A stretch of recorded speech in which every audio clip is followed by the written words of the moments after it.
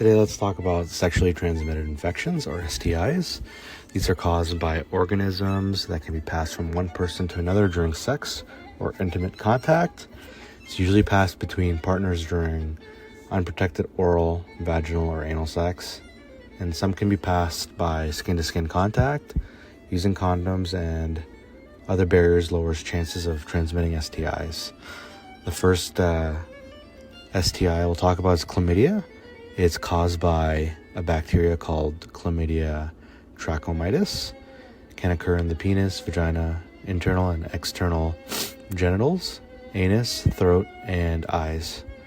Chlamydia trachomatis can be found in body fluids such as semen, pre-ejaculates, vaginal fluids, and anal fluids. It's the most common STI in Canada. It can lead to infertility and health problems, and it disproportionately affects young women between ages of 15 and 24. It's usually asymptomatic and is known as a silent disease. It can be treated with antibiotics. So symptoms of chlamydia, it's commonly asymptomatic, but the usual symptoms include rectal discharge and pain. For external genitals or penis, you can experience abnormal discharge, itchy, painful sensation, trouble urinating, and testicle pain.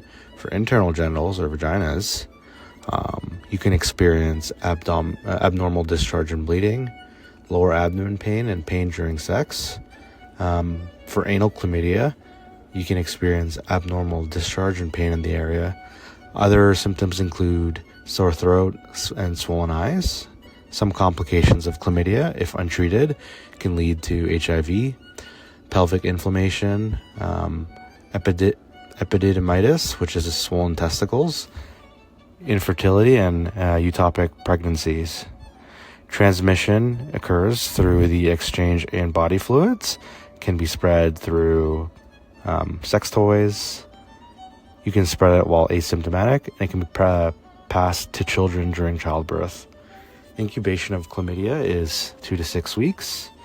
Period of communicability is months or longer if untreated, and reinfection is common. Prevention for chlamydia includes regular STI screening or testing.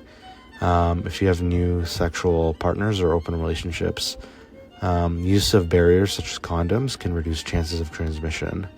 Chlamydia is a reportable disease in Ontario, and a confirmed case is detection of chlamydia trachomatis in specimens such as rectal swabs, pharyngeal swabs, and genital swabs. Probable cases are symptoms with epidemiological link to a confirmed case. For contact management, we need to assess and treat partners in all case contacts and advise them to abstain from unprotected sex until treatment is completed. Next is ophthalmia neonatorium. It is a bacterial eye infection in newborns that is passed by mothers with gonorrhea or chlamydia during childbirth. It's a reportable disease in Ontario. It can cause blindness, and prevention includes screening of pregnant women and antibiotic treatment for mothers and infants. Again, ophthalmia neonatorium is caused by Neisseria gonorrhoeae and Chlamydia trachomatis. So chlamydia and gonorrhea, and it's an eye infection. It's transmitted to children or infants during childbirth through an infected birth canal. With gonorrhea, it can take, so the incubation for gonorrhea, ophthalmia neonatorium, is 1 to 5 days. For chlamydia, it's 5 to 14 days. The period of communicability is as long as discharge persists and is usually not communicable after 24 hours of treatment. The reservoir is usually the maternal genital tract, and susceptibility. Infants are at increased risk of contracting it from their mothers if the mothers have STIs. Symptoms include redness of the eyes, swelling of the eyes, discharge from eyes, eye inflammation within 3 weeks of life. Complications is that it can lead to blindness. Prevention methods include screening and treatment of the mother. gonorrhea. So it's an STI caused by Neisseria gonorrhoeae. It infects the external and internal genitalia, anus, and the eyes. Can be found in body fluids, and its colloquial name is the clap. It's on the rise in Canada and is increasingly becoming more antibiotic resistant. It can spread to children during childbirth and can cause blindness, can lead to pelvic inflammatory disease in women, and it can lead to infertility in men. For symptoms, it's mostly asymptomatic, but for men, it can lead to painful urinal discharge, redness and swelling of the urethra.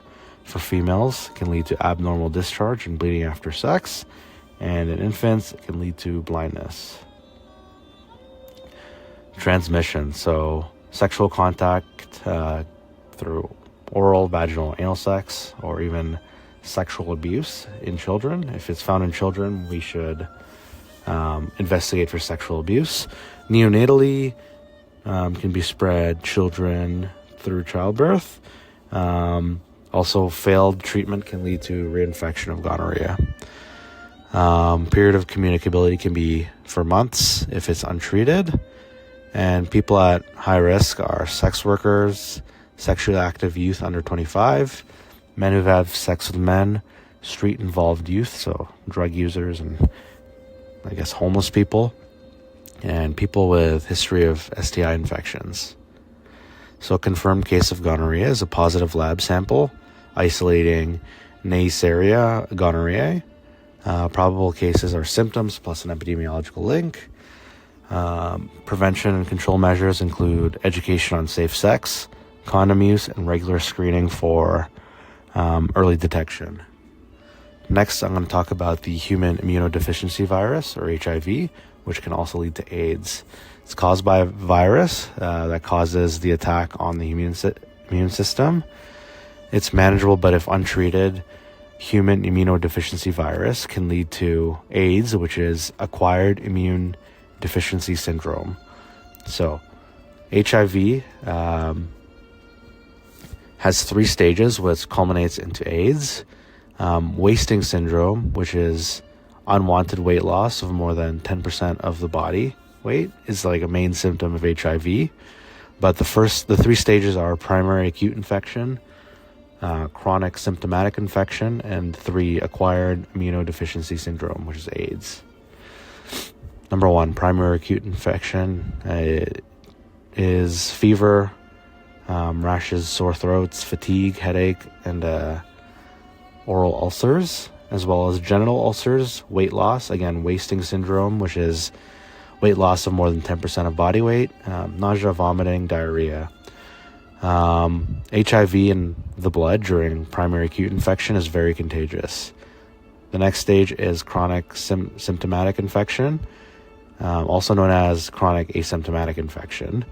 HIV is still produced in the body, but at this point, treatment can prevent progression. Step 3, or stage 3, is AIDS, which is severe infection stage, can be transmitted very easily, can get others infected very easily, and the survival time of someone with AIDS is about 3 years without treatment. So complications, the main one is AIDS, which is a severe life-threatening condition and is the advanced version of HIV. It's progressive damage of the immune system and allows for opportunistic infections and cancers to occur. Next, transmission is usually through body fluids such as semen, blood, breast milk, vaginal and anal fluids.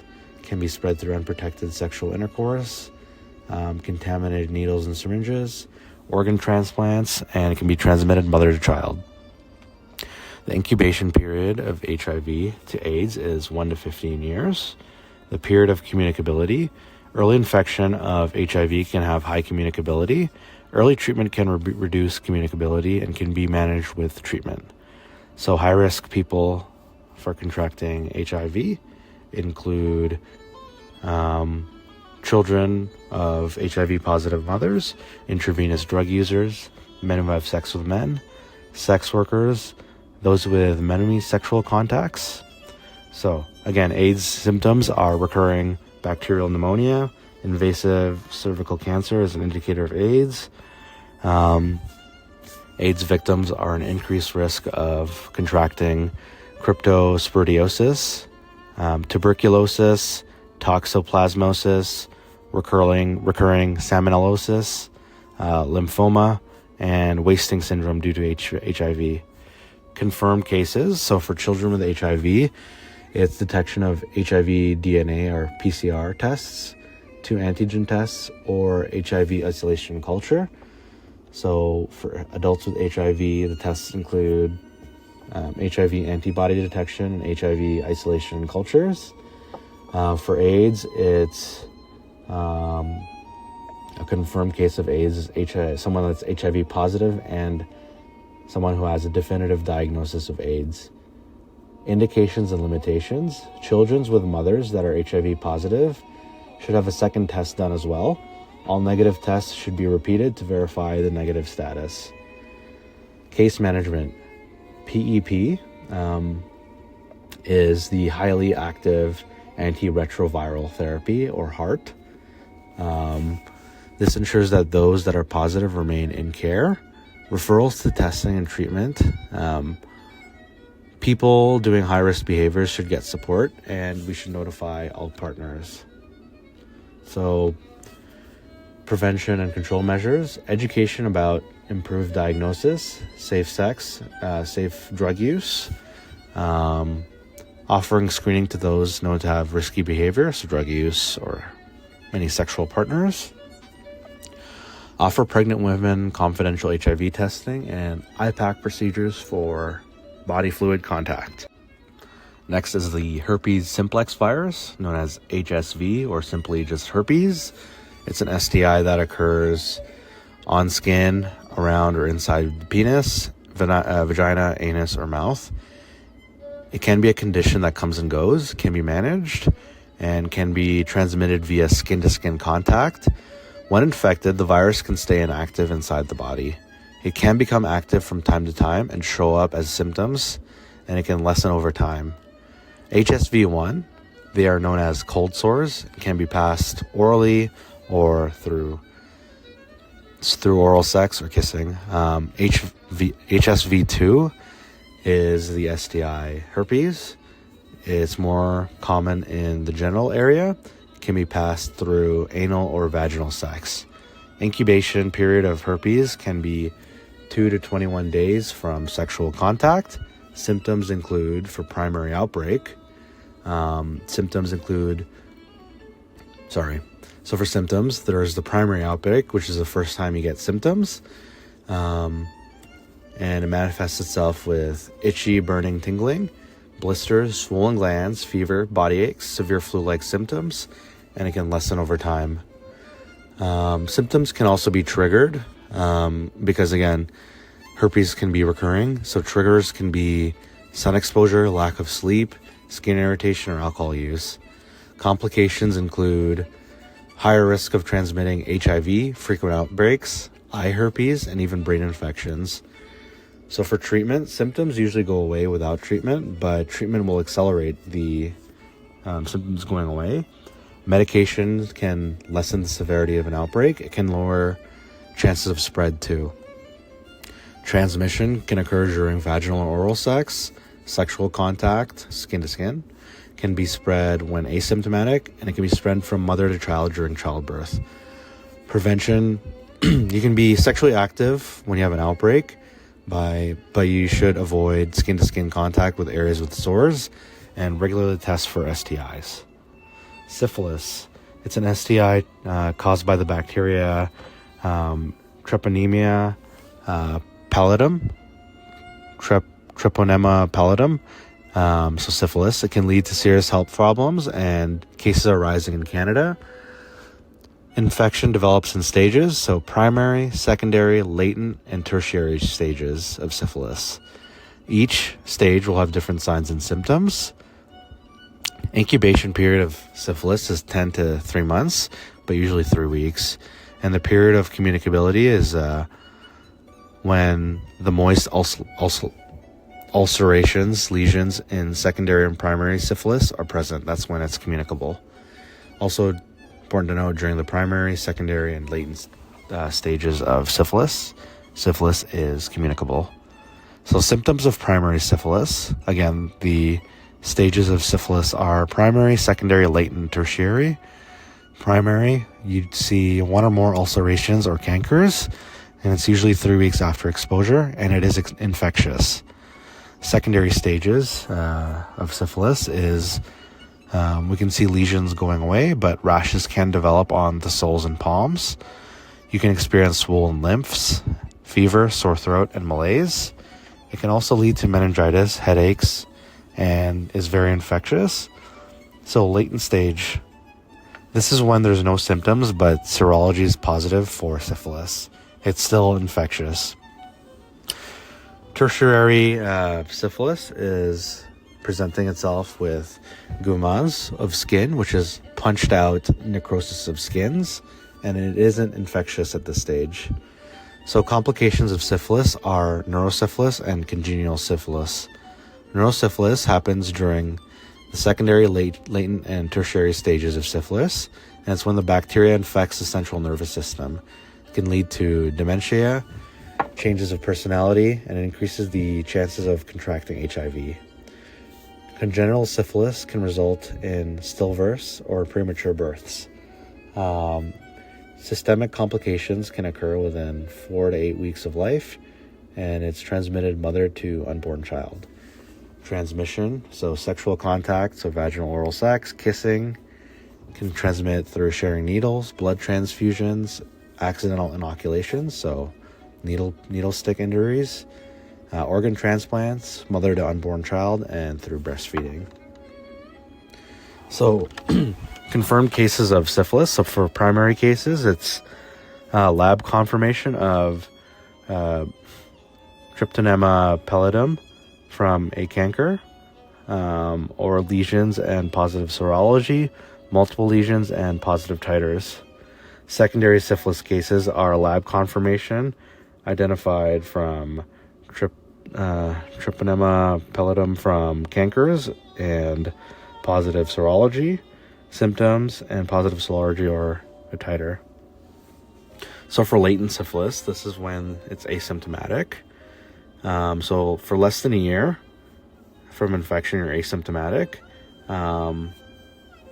Lab tests. So a confirmed latent syphilis case is someone with previous symptoms of primary or secondary syphilis, exposure to sexual partner with syphilis, and no reactive serology. So latent syphilis cases for more than a year, it's asymptomatic and someone who is treated for syphilis previously. For neurosyphilis, it's confirmed when syphilis is in the central nervous system spinal fluid testing. So prevention is through safe sex and barrier methods, early detection and screening, treatment and prenatal screening. Cankroids. These are reportable diseases in Ontario but are rare. It's caused by a bacteria called Haemophilus ducreae. It increases the risk of HIV spread and can be prevented with safe sex practice and treated with antibiotics. Cankroid incubation periods are 3 to 5 days, but can be up to 14 days. Symptoms include single or multiple painful ulcers at the site of infection and tender lymph nodes. The period of communicability of cankroids are several weeks to months if untreated, and it's communicable until lesions are healed. Transmission is through sexual contact, so contact to discharge from open lesions or pus. So if children have cankroids, we should investigate for sexual abuse as well. For host susceptibility, those who are uncircumcised are at higher risk of contracting cankroids. Case definition, confirmed cases are isolation of Haemophilus bacteria in a lab specimen with signs and symptoms. Probable cases are signs and symptoms with an epidemiological link to a confirmed case. Lastly, mononucleosis, colloquially known as mono.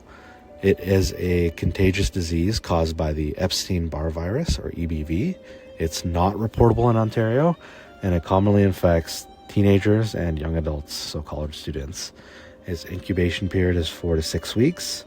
Transmission occurs through body fluids such as saliva, blood, semen, through sexual contact, and blood transfusions. It can also be spread through kissing and sharing of food or drinks. Symptoms develop slowly or not at all and manifests itself as extreme fatigue, fever, sore throat, body aches, swollen lymph nodes in the armpits and necks, swollen liver or spleen, and rashes. So the main complication of mono or mononucleosis is the enlarged spleen, which can rupture. So if you have mono, it's best to avoid physical contact sports. It can also lead to liver issues, so liver swelling, otherwise known as hepatitis, or jaundice. Prevention and treatment. So the best prevention method is to avoid kissing or sharing drinks, food, or personal items. And it's important to note that it is not vaccine preventable. That concludes notes for sexually transmitted infections.